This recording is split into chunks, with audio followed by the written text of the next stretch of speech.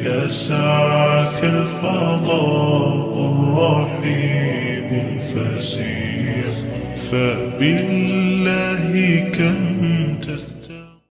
السلام علیکم، میرا نام عبد الرحیم ہے۔ میں مختلف احادیثی کتابوں سے مختلف ٹاپکس پہ ویڈیوز بنا رہا ہوں۔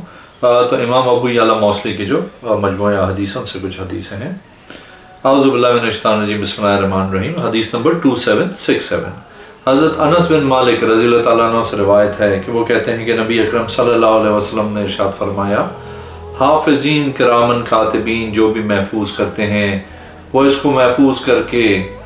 اللہ تعالیٰ کی بارگاہ میں بھیج دیتے ہیں جو بھی انہوں نے محفوظ کیا ہوتا ہے۔ صحیفے کے اول میں اور اس کے آخر میں اللہ تعالیٰ بھلائی دیکھیں تو اللہ تعالیٰ ملائکہ سے فرماتا ہے، گواہ ہو جاؤ میں نے اپنے بندے کے صحیفے کی دونوں طرفوں کے جو کچھ بھی مابین ہے اس کو بخش دیا۔ ایک اور حدیث ہے 2768، حضرت انس بن مالک رضی اللہ تعالیٰ عنہ سے مروی ہے، بے شک رسول اللہ صلی اللہ علیہ وسلم نے فرمایا، کوئی بھی شہری کسی دیہاتی کے لیے بے نہ کرے اگرچہ وہ اس کا بھائی ہو یا اس کا باپ۔ ایک اور حدیث ہے 2769، حضرت انس بن مالک رضی اللہ تعالیٰ عنہ سے مروی ہے کہ رسول اللہ صلی اللہ علیہ وسلم نے فرمایا، آدمی اسی کے ساتھ جنت میں ہوگا جس سے وہ محبت کرے گا۔ ایک اور حدیث ہے، حدیث نمبر 2771،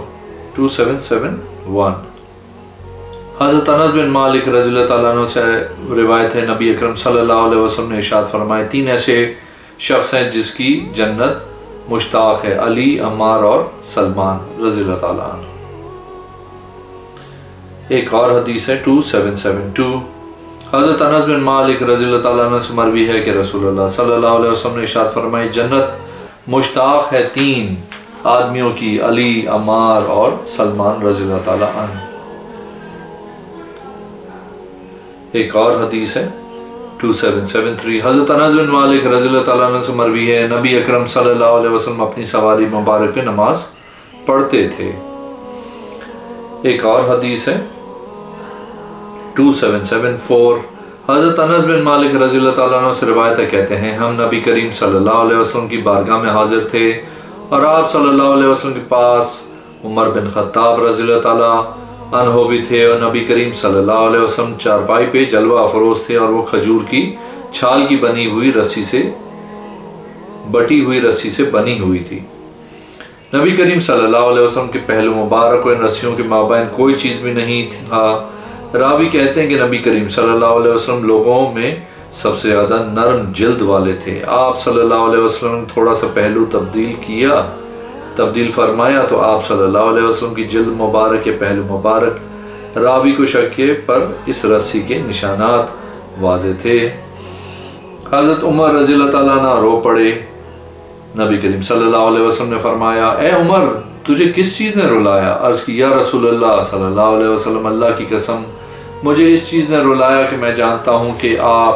صلی اللہ علیہ وسلم اللہ کے نزدیک کیسر روم، کسرا ایران سے کئی گنا زیادہ عزت والے ہیں۔ وہ دونوں اس دنیا میں دنیا کی اعلیٰ ترین آسائشوں میں زندگی گزار رہے ہیں، اور آپ صلی اللہ علیہ وسلم اللہ کے رسول صلی اللہ علیہ وسلم ہیں اور اس مقام میں زندگی شریف بسر فرما رہے ہیں جس کو میں دیکھ رہا ہوں۔ تو آپ صلی اللہ علیہ وسلم نے فرمایا، اے عمر کیا تو اس بات پر راضی نہیں کہ ہمارے لیے آخرت ہے اور ان کے لیے دنیا؟ تو حضرت عمر رضی اللہ تعالیٰ عنہ نے عرض کی، کیوں نہیں یا رسول اللہ صلی اللہ علیہ وسلم؟ جی ہاں میں اس پہ خوش ہوں۔ آپ صلی اللہ علیہ وسلم نے فرمایا، تو پھر معاملہ اسی طرح ہے۔ ایک اور حدیث ہے 2775، حضرت انس بن مالک رضی اللہ تعالیٰ عنہ سے روایت ہے کہ بے شک ایک مرتبہ نبی کریم صلی اللہ علیہ وسلم ایک چارپائی پہ جلوہ افروز تھے اور وہ کھجور کے پتوں کی بنی ہوئی رسی سے بنی ہوئی تھی۔ حضرت عمر رضی اللہ تعالیٰ عنہ داخل ہوئے، نبی کریم صلی اللہ علیہ وسلم نے اپنا پہلو مبارک تبدیل فرمایا، اس رسی نے حضور صلی اللہ علیہ وسلم کی جلد مبارک پہ نشان ڈال دیے تھے۔ تو اس معاملے کو دیکھ کے حضرت عمر رضی اللہ تعالیٰ عنہ رو پڑے اور کہنے لگے، اللہ کی قسم ہم جانتے ہیں کہ اللہ کے نزدیک آپ صلی اللہ علیہ وسلم کیسر اور کسرا سے بہت زیادہ عزت والے ہیں، لیکن وہ دونوں دنیا کی آسائشوں میں زندگیاں گزار رہے ہیں۔ جیسا کہ وہ گزار رہے ہیں تو آپ صلی اللہ علیہ وسلم نے فرمایا کیا تو اس بات پہ راضی نہیں کہ ان کے لیے دنیا اور ہمارے لیے آخرت؟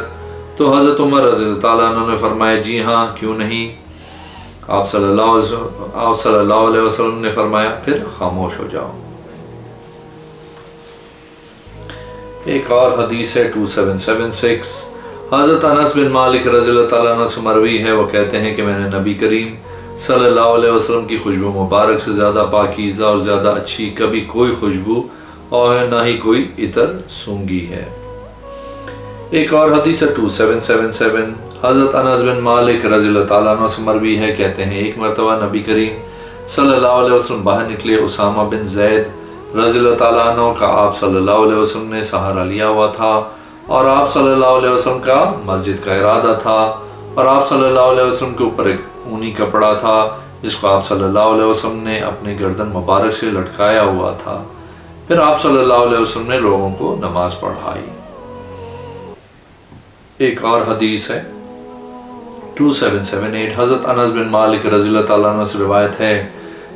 کہ وہ نبی اکرم صلی اللہ علیہ وسلم سے روایت کرتے ہیں کہ آپ صلی اللہ علیہ وسلم نے فرمایا میں مسلسل اپنے رب کے حضور شفاعت کرتا رہوں گا اور میرا رب میری سفارش قبول فرماتا رہے گا حتیٰ کہ میں کہوں گا اے میرے رب تو میری اس بندے کے بارے میں بھی سفارش قبول کر جس نے بھی لا الہ الا اللہ کہا۔ اللہ تعالیٰ فرمائیں گے اے پیارے محمد صلی اللہ علیہ وسلم اس کے لیے آپ صلی اللہ علیہ وسلم کی سفارش کی ضرورت ہے،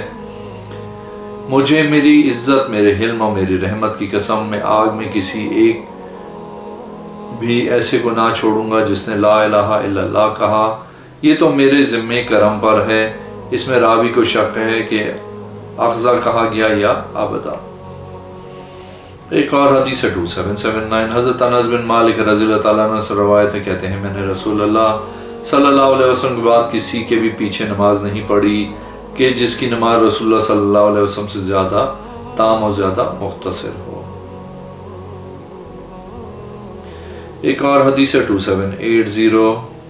حضرت انس بن مالک رضی اللہ تعالیٰ عنہ سے روایت ہے کہ رسول اللہ صلی اللہ علیہ وسلم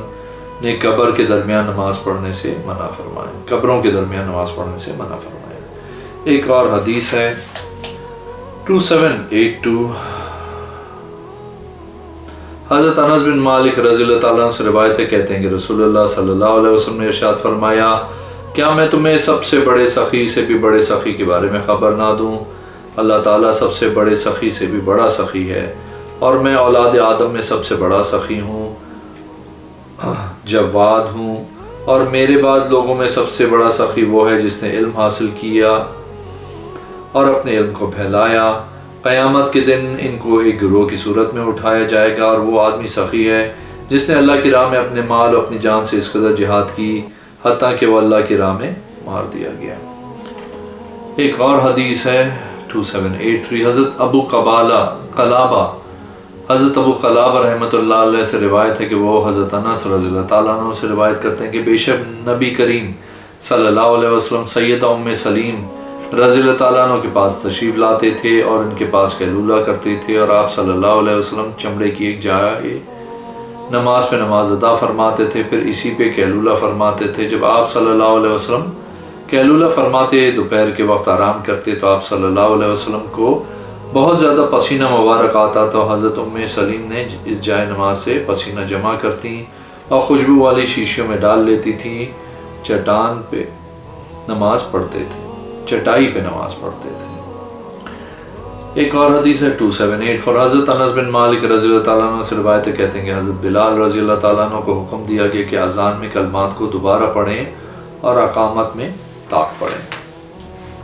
ایک اور حدیث ہے 2785، حضرت انس بن مالک رضی اللہ تعالیٰ عنہ سے روایت ہے، وہ کہتے ہیں کہ بلال رضی اللہ تعالیٰ عنہ کو حکم دیا کہ اذان میں جفت کریں اور اقامت میں طاق کریں۔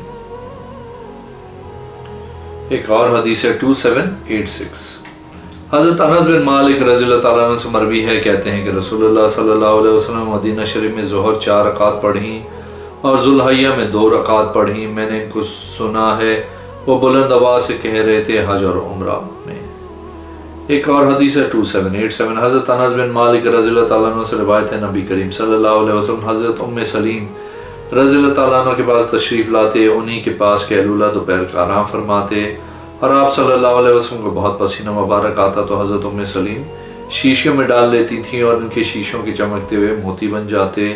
پھر آپ صلی اللہ علیہ وسلم کھجوروں کے پتوں کی چٹائی پہ نماز ادا فرماتے۔ ایک اور حدیث ہے